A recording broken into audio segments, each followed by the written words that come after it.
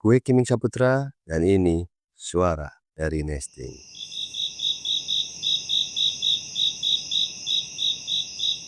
Malam itu kita tidur berlima dalam satu tenda. Berdesakan, tapi anehnya gak ada yang protes. Keke ikutan tidur bareng karena belum sempat pasang tenda sendiri. Dan setelah kejadian bola api tadi, dia juga makin kelihatan diem. Matanya kosong tapi waspada. Gue tiduran paling pinggir, dekat pintu tenda. Di sebelah gua Keke, terus Nanda, Edo, dan terakhir Bowo. Lampu tenda udah dimatiin, tapi gak tahu kenapa mata ini susah banget merem.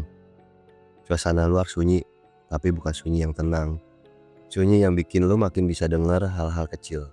Ranting patah, daun jatuh, nafas orang di sebelah lo.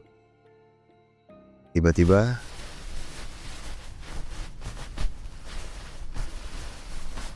ada suara aneh, kayak ada yang nyeret jari pelan-pelan di kain luar tenda. Sekali, dua kali gue nahan napas. Kakak ngerespon duluan. Dia langsung peluk sleeping bagnya, makin erat. Tapi diem. Gak lama, gue denger Nanda geser pelan. Ternyata dia juga denger. Tangan kirinya ngeraih ke pinggir, ambil sesuatu. Golok. Iya, dia emang naruh golok kecil di samping badannya. Katanya sih buat jaga-jaga kalau ada hewan liar. Tapi malam ini, kayaknya bukan hanya hewan yang datang. Gue langsung nyentuh lengan Keke pelan, biar dia gak panik. Langkah kaki mulai kedengeran. Satu, pelan, nyeret, jalan di sekitar tenda. Muter. Bukan binatang gak jalan selambat itu.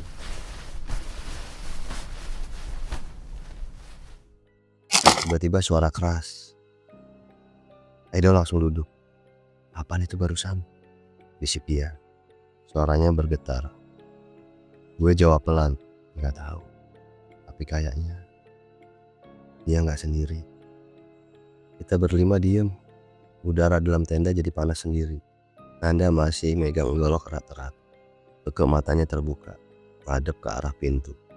Tapi dia gak bersuara sama sekali, kayak lagi nahan sesuatu.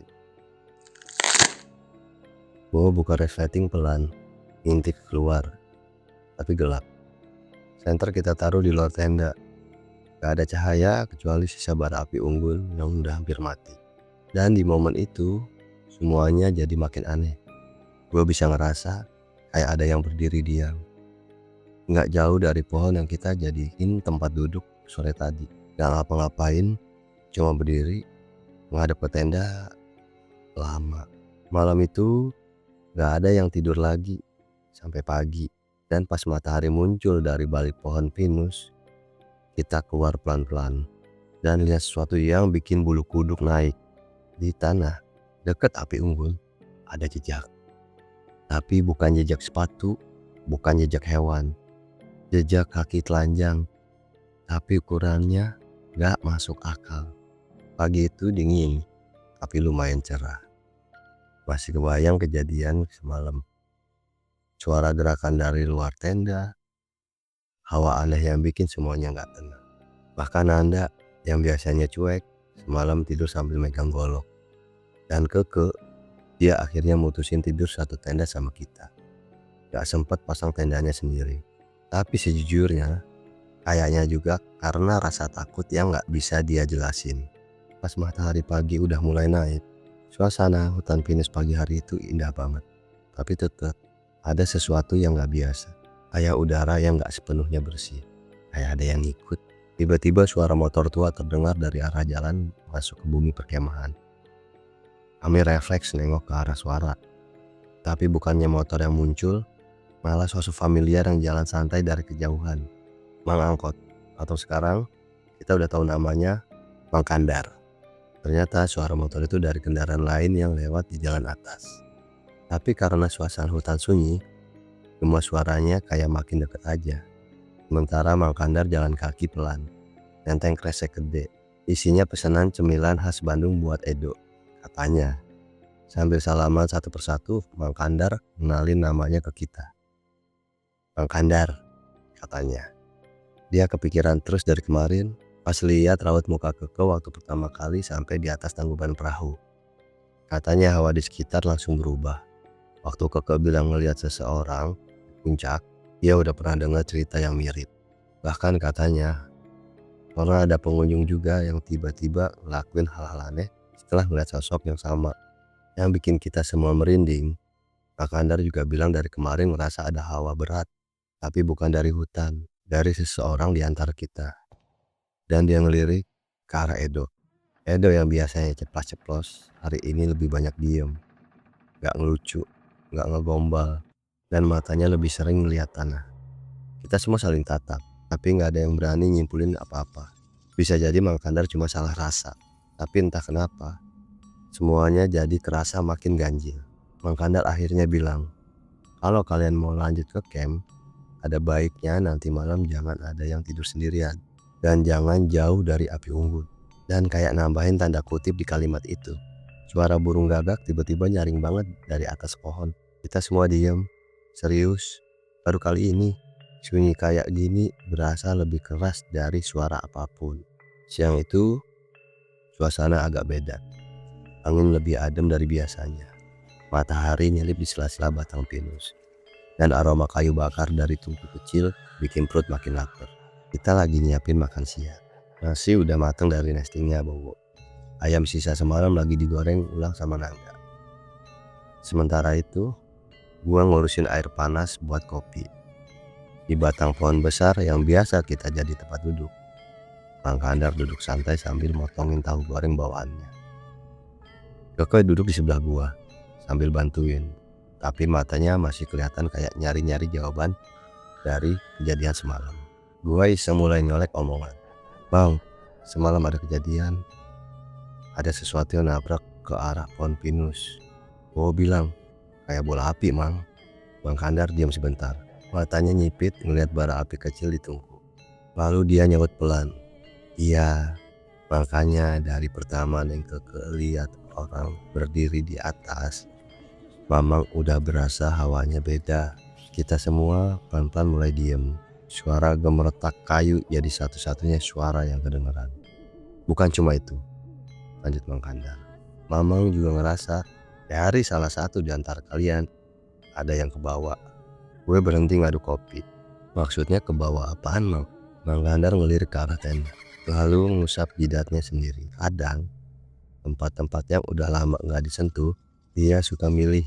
Bukan soal siapa yang salah atau benar, tapi siapa yang paling terbuka. Gue merinding.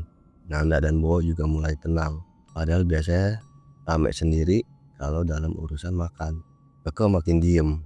Yang semalam datang belum tentu buat ganggu, tapi juga belum tentu pengen pergi. Ucap Mang Kandar lagi. Suaranya nggak tegas, tapi juga nggak ragu. Angin semilir lewat. Suara daun pinus nyisir udara. Gua lihat ke arah Keke, dan kayaknya dia juga lagi ngerasain hal yang sama. Dan saat itu juga kami semua sadar, mungkin malam nanti bakal lebih panjang dari yang kita kira. Malam makin dalam, suara jangkrik makin kencang, dan api unggun udah mulai kecil. Tapi suasana di sekitar tenda justru makin hangat. Keke keluar sesuatu dari tas kecilnya. Kartu remi, buat ngilangin tegang, katanya sambil senyum. Edo langsung semangat. Wah, gini dong, aku suka yang kayak gini. Udah gelap, api unggun, kartu, dan kamu. Sambil senyum sok cool kayak biasanya. Nanda sama Bowo langsung ngakak. Mas Edo balik lagi ke habitatnya, diletuk Nanda. Permainan dimulai. Keke, Edo, Bowo, dan Nanda duduk dekat api. Tawa-tawa sambil main kartu. Kadang rebutan menang, kadang pura-pura marah karena kalah. Tapi semua dibungkus tawa yang ringan. Dari jauh kedengeran suara mereka pecah, kayak pengalihan dari malam yang berat. Gue sendiri agak menjauh, pura-pura bilang, gue jaga-jaga bentar, kalian angin-anginan. Padahal emang pengen ngobrol serius sama Mang Kandar. Kami berdua duduk di batang pohon tumbang. Agak gelap, tapi masih kelihatan tenda dari sini. Saya ngerasa ada yang gak biasa dari tempat ini Mang. Apalagi semalam. Gue mulai cerita. Mang Kandar cuma ngangguk. Waktu Neng Keke bilang lihat sosok di atas waktu itu, sebenarnya itu bukan orang biasa. Gue diem. Sosok itu udah lama ada di sekitar sini. Gak semua orang bisa lihat. Biasanya bersih atau punya perasaan kuat, bisa dapat sinyal. Lanjut Mang Kandar. Iming aja gak ngeliat kan, tapi bisa ngerasa sedikit lebih peka. Lanjut Mang Kandar. Dan soal semalam yang ngeraba tenda, tanya gue lagi. Belum selesai. Itu baru salam pembuka. Gue merinding. Bukan karena angin, tapi karena caranya ngomong tenang banget. Kayak udah biasa ngalamin beginian. Yang bikin saya heran, kata Mang Kandar pelan, itu anak si Edo, ada sesuatu di dirinya. Bukan dia yang bawa, tapi sesuatu nempel. Dan bisa jadi itu yang menarik perhatian. Gue otomatis nengok ke arah tenda. Dari jauh, suara tawa mereka masih pecah. Edo lagi ngelucu. Keke nutupin muka karena ketawa malu. Tapi jangan bilang siapa-siapa dulu. Liatin aja dulu, bisik Mang Kandar. Tapi kita harus siap. Gue cuma bisa ngangguk. Malam ini baru dimulai. Malam itu dinginnya beda. Bukan cuma nusuk kulit, tapi juga kayak nyelip ke dalam dada. Api unggun udah tinggal bara, tapi gak ada yang mau ninggalin lingkarannya. Bahkan Edo, yang biasanya gampang bosen, masih betah duduk deket Keke. Lanjutin obrolan sambil ngocok pulang kartu. Sesekali mereka main tebak-tebakan pakai kartu. Yang kalah harus jawab pertanyaan paling jujur. Nanda kalah duluan. Dan pertanyaannya, lo pernah suka sama salah satu dari teman sekolah lo gak sih? Nanda ketawa sambil nunduk. Lulus SMA tuh kayak lulus dari perasaan. Tahu gak sih? Jawabnya setengah ngeles. Awak pecah lagi. Tapi di sisi lain, gue duduk bareng Mang Kandar di tempat yang agak gelap. Tapi masih bisa ngelihat mereka. Jaraknya cuma belasan meter, tapi rasanya kayak beda dunia. Lihat deh Mang, gue bisik. Katanya seru ya. Mang Kandar geleng pelan. Itu cara alam buat ngetes kita. Bikin kita lengah dulu, baru dia dateng. Gue nelen ludah pelan-pelan. Mamang yakin dia masih di sekitar? Yakin, jawabnya pendek. Dan saat itu juga angin berhembus dari arah hutan. Bukan semilir, lebih kayak dorongan pelan. Bara api ke bawah dikit dan Keke spontan noleh ke arah kami. Tapi bukan ke kita, lebih tepatnya ke sesuatu di belakang kita. Mang, gue pelan. Baru aja saya ngerasa kayak ada yang lewat di belakang. Mang Kandar diam. Matanya mulai ngelirik ke sekitar. Jangan nengok, jangan nyari, dengerin aja. Gue nutup jaket lebih rapet. Di kejauhan, suara tawa dari Keke dan yang lain makin kecil. Bukan karena mereka berhenti ketawa, tapi karena fokus gue mulai kabur. Kayak suara alam sekitar ngeluarin frekuensi lain. Ada suara langkah, satu, pelan, lalu berhenti, lalu satu lagi. Kayak sesuatu yang gak pakai alas kaki. Jalan pelan-pelan di tanah lembab. Mang Kandar narik napas panjang. Dia lagi muter. Gue berusaha tetap tenang, tapi tangan mulai dingin. Bukan karena udara. Muter buat apa? Buat milih, bisiknya. Mang Kandar berdiri juga, cepat tapi tenang. Dan tiba-tiba awak dari arah api ungu berhenti. Total, hening, gak ada suara. Gue langsung diri. Mak, Mang Kandar berdiri juga, cepat tapi tenang. Jangan panik, jalan pelan ke arah mereka. Tapi jangan ngomong dulu. Kami berdua jalan pelan, makin dekat, makin kelihatan wajah-wajah mereka. Nanda diem, matanya ngelihat lurus ke pohon. Bowo aku, tangan masih megang kartu tapi gak bergerak. Edo duduk, tapi matanya merem, nafasnya berat. Dan Keke duduk tegak, tapi bola matanya ngarah ke atas. Kayak lagi lihat sesuatu di balik pucuk pohon. Mereka ngeliat, kata Mang Kandar.